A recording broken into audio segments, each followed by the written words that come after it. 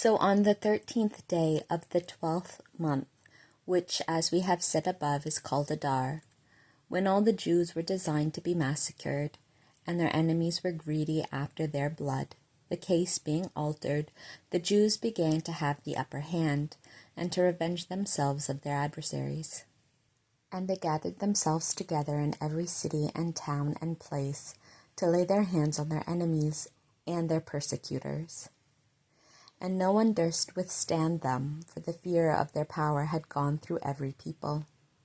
And the judges of the provinces, and the governors and lieutenants, and every one in dignity that presided over every place and work, extolled the Jews for fear of Mordecai. For they knew him to be prince of the palace, and to have great power. And the fame of his name increased daily, and was spread abroad through all men's mouths. So the Jews made a great slaughter of their enemies, and killed them, repaying according to what they had prepared to do to them. Insomuch that even in Susan they killed 500 men, besides the 10 sons of Ammon the Agagite, the enemy of the Jews, whose names are these: Parsadana, and Dalphon, and Espatha, and Parotha, and Adalia, and Aridatha, and Permesta, and Arisai, and Aridai, and Jezatha. And when they had slain them, they would not touch the spoils of their goods. And presently the number of them that were killed in Susan was brought to the king. And he said to the queen, The Jews have killed 500 men in the city of Susan, besides the 10 sons of Ammon. How many dost thou think they have slain in all the provinces? What askest thou more, and what wilt thou have me to command to be done? And she answered, If it please the king, let it be granted to the Jews to do tomorrow in Susan as they have done today, and that the 10 sons of Ammon may be hanged upon gibbets. And the king commanded that it should be so done. And forthwith the edict was hung up in Susan, and the 10 sons of Ammon were hanged. And on the 14th day of the month Adar, the Jews gathered themselves together, and they killed in Susan 300 men, and they took not their substance. Moreover, through all the provinces which were subject to the king's dominion, the Jews stood for their lives, and slew their enemies and persecutors, insomuch that the number of them that were killed amounted to 75,000, and no man took any of their goods. Now the 13th day of the month Adar was the first day with them all of the slaughter, and on the 14th day they left off, which they ordained to be kept holy day, so that all times hereafter they should celebrate it with feasting, joy, and banquets. But they that were killing in the city of Susan were employed in the slaughter on the 13th and 14th day of the same month, and on the 15th day they rested. Therefore they appointed that day to be a holy day of feasting and gladness. But those Jews that dwelt in towns not walled and in villages appointed the 14th day of the month Adar for banquets and gladness, so as to rejoice on that day, and send one another portions of their banquets and meats.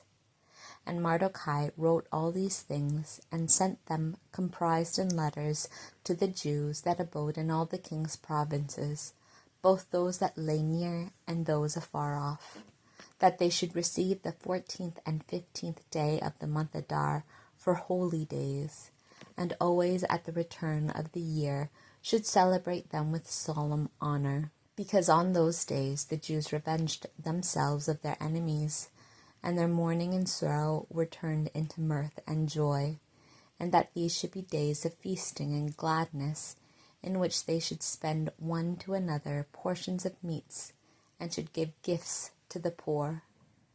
And the Jews undertook to observe with solemnity all they had begun to do at that time, which Mordecai by letters had commanded to be done.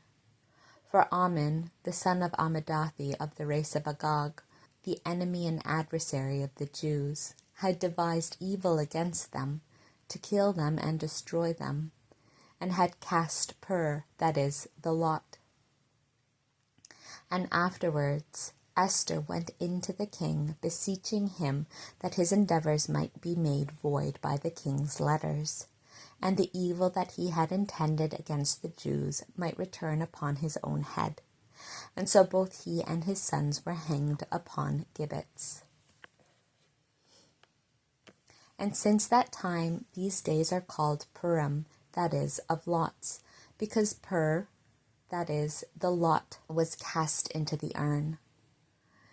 And all things that were done are contained in the volume of this epistle, that is, of this book.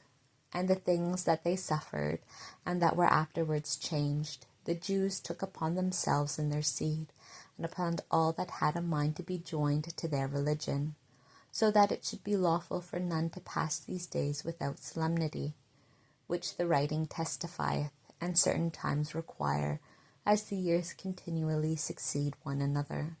These are the days which shall never be forgot, and which all provinces in the whole world shall celebrate throughout all generations. Neither is there any city wherein the days of Purim, that is, of lots, must not be observed by the Jews, and by their posterity, which is bound to these ceremonies. And Esther the queen, the daughter of Abihail, and Mardochai the Jew, wrote also a second epistle, that with all diligence this day should be established a festival for the time to come. And they sent to all the Jews that were in the 127 provinces of King Ahasuerus, that they should have peace and receive truth, and observe the days of lots, and celebrate them with joy in their proper time, as Mardochai and Esther had appointed. And they undertook them to be observed by themselves and by their seed, fasts and cries, and the days of lots, and all things which are contained in the history of this book, which is called Esther.